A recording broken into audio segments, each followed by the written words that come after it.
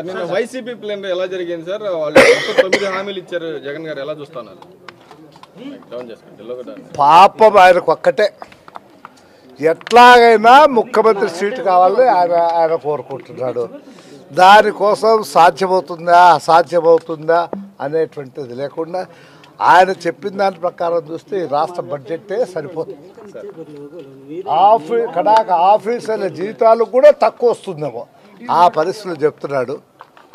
ఆవేశం ఆయనకు ఎట్లాగైనా సరే, ఎన్ని మాటలు చెప్పైనా సరే, అబద్ధం చెప్పైనా సబద్ధం చెప్పైనా ఏ రకంగా అయినా సరే ఓట్లు వేయించుకొని ముఖ్యమంత్రి అయితే మళ్ళీ చూద్దాము ఎవడేమి చేస్తాడు నన్ను.